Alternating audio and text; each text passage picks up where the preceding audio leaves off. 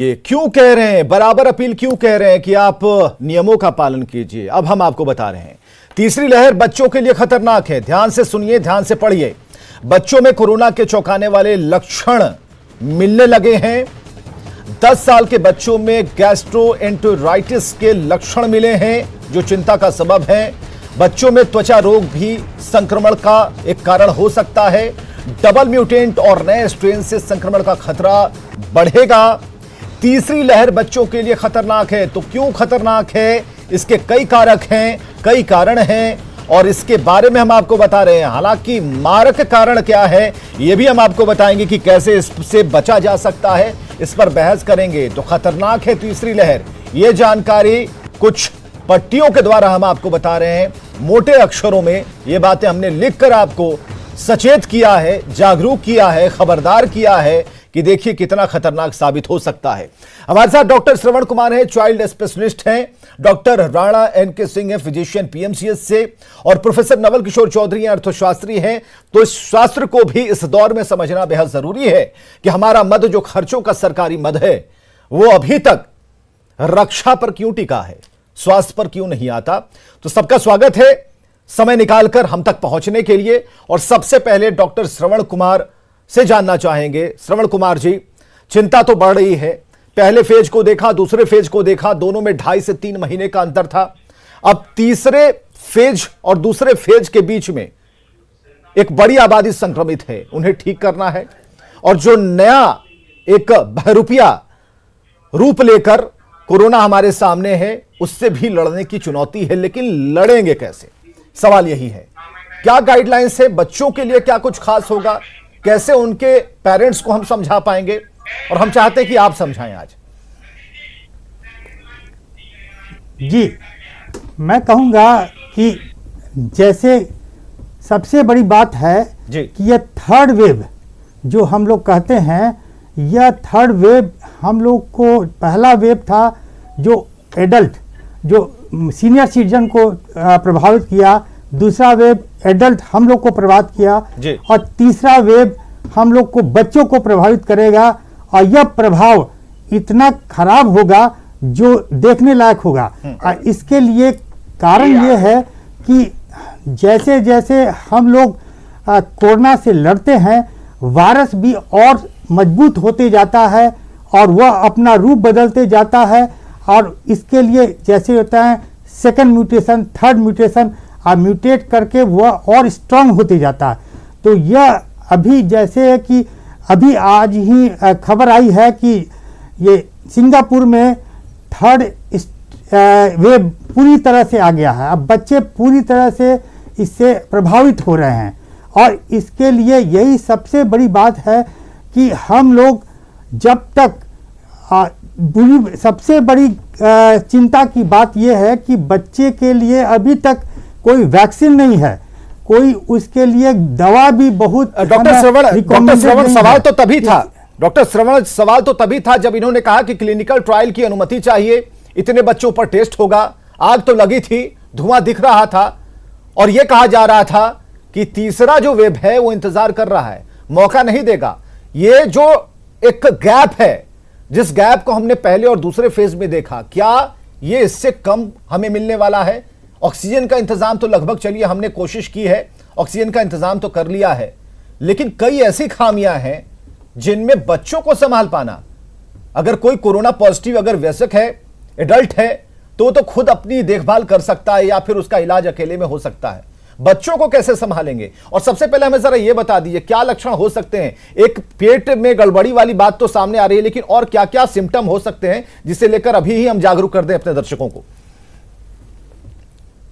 जी, एक आपको मैं बात कहूंगा कि अभी ये बात ये है कि हम लोग को यह बहुत को जो बच्चों में 50% में एसिम्प्टोमेटिक रहता है। जी। और हम लोग जैसे वायरस, हम लोग जब भी हम लोग परिवार में जब संक्रमित होते हैं तो बच्चों में हम लोग ज़्यादा ध्यान नहीं देते हैं, उसका जांच नहीं कराते हैं, और इसके कारण हम लोग उसके नेग्लेक्ट करते हैं।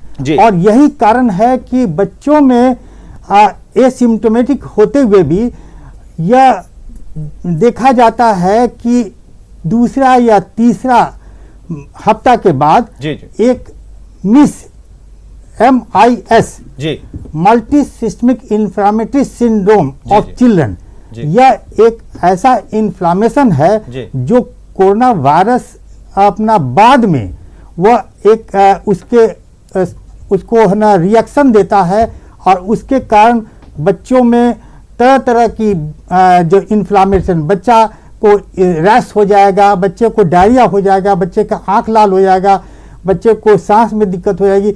जो सर्दी खांसी है वो कम रहेगी, लेकिन मल्टी सिस्टमिक इन्फ्लामेटरी सिंड्रोम जो होता है वो केवल एक सिस्टम को नहीं, जी। जो ब्रेन को, हार्ट को, लंग्स को, किडनी को, सारा को इफेक्ट करेगा और जिससे बच्चे को बहुत ज़्यादा खतरनाक सिम्टम्स आएगा। और इसके लिए जैसे पहले का फर्स्ट फेज में था कि बच्चों में यह बीमारी होती नहीं है, जी जी अब दूसरी बात हो गई, अब ये जो बीमारी होगी बहुत भयानक होगी, इसलिए हम लोगों को इसके लिए पूरी तरह से तैयार रहना ठीक है, पड़ेगा। तैयार रहना पड़ेगा। डॉक्टर राणा जैसे एनके सिंह है, कि- फिजिशियन है, पीएमसीएच से, जरा जानते हैं व्यवस्थाओं को लेकर और उनकी तैयारियां क्या हैं, खासकर फिजिशियन है, बड़े डॉक्टर हैं। डॉक्टर राणा एनके सिंह जी, हमें जरा समझाइए कि अगर थर्ड वेव सामने है हमारे, तो उसके अनुरूप हमारी तैयारियां क्या हैं और क्या गाइडलाइंस होनी चाहिए, खासकर हमारे घर के लिए।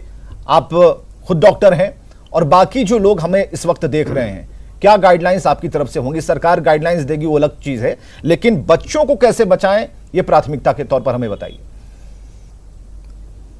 देखिए, हमारे यहाँ जो सरकार जो सेकेंड वेव आया है, फर्स्ट वेव और सेकेंड वेव में फ़र्क ये था कि फर्स्ट वेव के बाद थोड़ा हम लोग शिथिल हो गए थे, बिल्कुल, लेकिन सेकेंड वेव आने के बाद हमारी सरकार और हमारे माननीय मुख्यमंत्री से लेकर के हमारे प्रधान सचिवों ने अपने स्तर से सब जगह जा जाकर व्यवस्था को इतना चुस्त और दुरुस्त किया है, इतना चुस्त और दुरुस्त किया है कि हम किसी भी तरह के मरीज से लड़ने को तैयार हैं। और आपको याद होगा कि अभी जब हमारा सेकेंड वेव आया था, मरीज एम्बुलेंस में मर जा रहा था।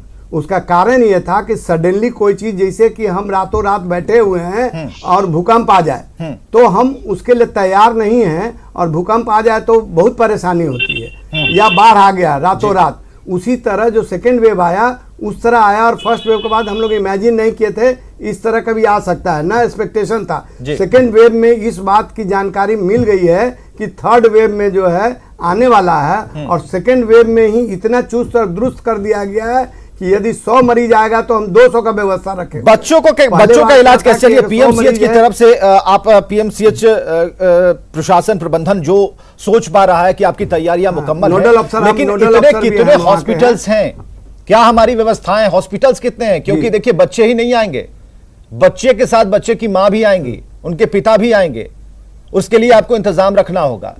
कोई एडल्ट नहीं आने जा रहा है, तो इसके लिए क्या कुछ व्यवस्थाएं? क्योंकि पहले से तो आप लड़ रहे हैं सेकेंड फेज से, और थर्ड वेव आ जाएगा, यानी कि ओवरलोड होगा, तो इस ओवरलोड से कैसे कैसे आप निपट पाएंगे? देखिए, सेकेंड वेव जो आ रहा है उसमें जितने भी बड़े लोग आए थे, कोविड के कोई भी मरीज ऐसे नहीं है जिसके साथ अटेंडेंट नहीं आते हैं।